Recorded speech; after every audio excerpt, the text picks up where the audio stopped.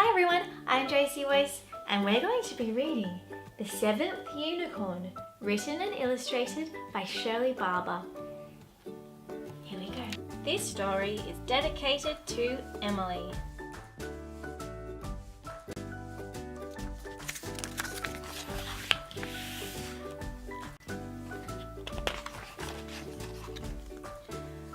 Oak Avenue was a narrow, tree-lined street in the oldest part of a large city.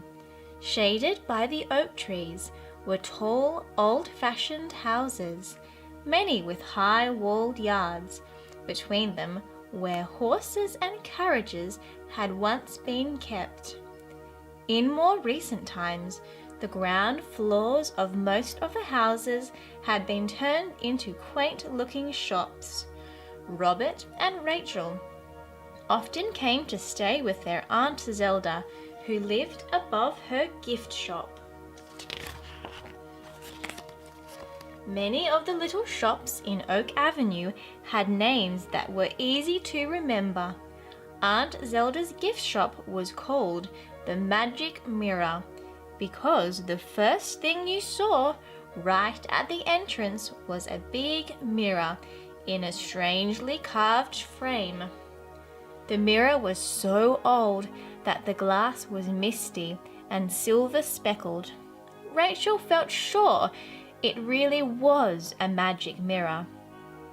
If you gaze into it for a long time, you will begin to see a beautiful world in there, behind the silver speckles, she said. Robert just laughed, and Aunt Zelda, closing the barred shop door, replied, "You might see it more clearly if you gave the mirror a really good polish." So early next morning, when the avenue was quiet and no one was about, the children polished the mirror. Robert was impatient to try out a new giant slide which had been set up in the park at the end of Oak Avenue. So when they had finished cleaning the mirror, he ran off. Rachel was about to follow him when a sudden movement made her glance back at the mirror. Imagine her amazement when she saw a little pearl-white horse leap from the mirror in a swirl of stardust and trot swiftly away between the trees. "A unicorn," she whispered. "I'm sure it was a real live unicorn." Rachel ran to catch up to Robert. "Oh, come on, Rachel," he scoffed. "First a magic mirror and now a unicorn?" With that, he dashed into a corner store to buy a bag of his favorite barley sugar twists. Rachel stood crossly looking at the gemstones in Jemima's jewels shop window. "I really did see a unicorn," she thought to herself. But when Robert reappeared and gave her some barley sugar, she stopped feeling annoyed with him, and the two raced off to the park together. The giant slide was such fun that Rachel almost forgot about what she had seen until a little white unicorn trotted into view.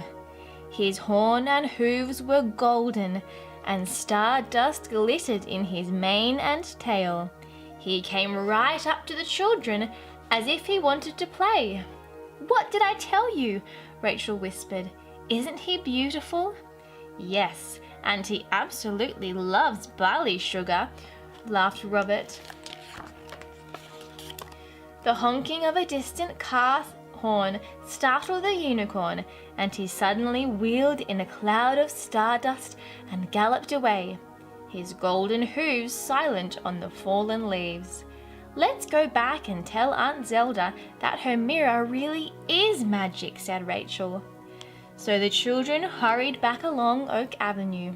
But this time, on the other side, as they were passing the high-walled yard next to the wizard's castle, an antique shop, Robert stopped suddenly. "What is it?" asked Rachel. Without replying, Robert scrambled up the nearest oak tree and peered over the wall. "Rachel," he called down softly, "there are 6 more unicorns in there.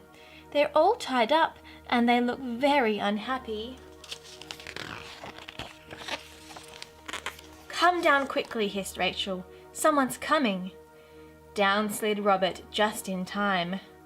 A man had unlocked the shop front and was carrying out a strange assortment of antiques to arrange on the pavement.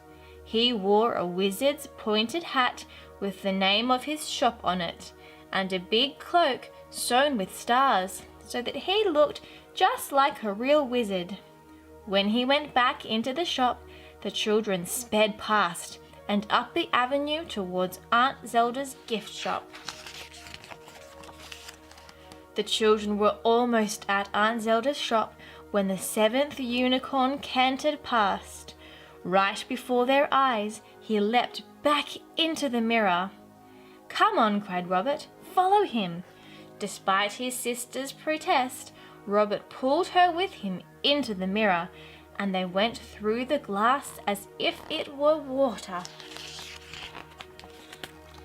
On the other side of the mirror, Rachel's nervousness faded as she saw they had entered a beautiful land, strangely shadowed at the edges, but filled with jeweled flowers and grasses.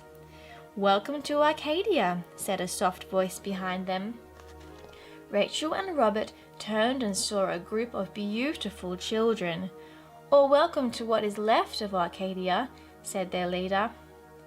"For see how on every side a shadow creeps to destroy our lovely world."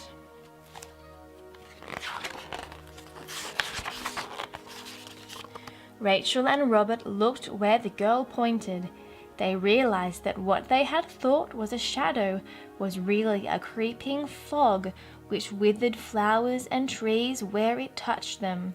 An evil wizard discovered the spell to open a door into our world, continued the young Arcadian leader. Each day he entered through the magic mirror, bound a unicorn with a magic halter, and led it away. When he steals our last unicorn, Arcadia will be destroyed. Only the power of 7 unicorns keeps our world whole and well. We sent our 7th unicorn through the mirror to seek out the other 6, but he could not find them. Rachel and Robert looked at each other. They knew where the missing unicorns were. The wizard must have entered the magic mirror while Aunt Zelda was at the back of the shop. The children quickly jumped through the magic mirror into the shop. Excitedly, they told their amazed aunt all that had happened. "We must work out a plan to rescue the other unicorns," she said, once she had recovered from her surprise. "We'll have to start very early in the morning, before the wizard is out of bed, and we'll need a big bag of barley sugar."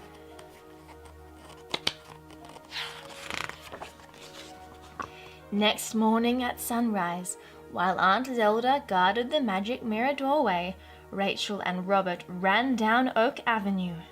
Rachel kept a lookout for the wizard, while Robert climbed over the wall to where the unicorns huddled miserably together. He quietly unbolted the big gate and pulled off the magic halters one by one. The 6 unicorns silently trotted out into the street, where Rachel gave them each some barley sugar. Soon, the 2 children were running full speed up the avenue, with the hungry unicorns following close behind. Aunt Zelda was anxiously waiting outside her gift shop, ready to guide the unicorns back to Arcadia.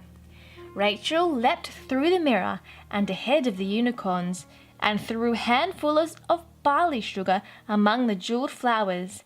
The 6 unicorns followed her back into their own world and began to crunch the barley sugar. Next came Robert and Aunt Zelda.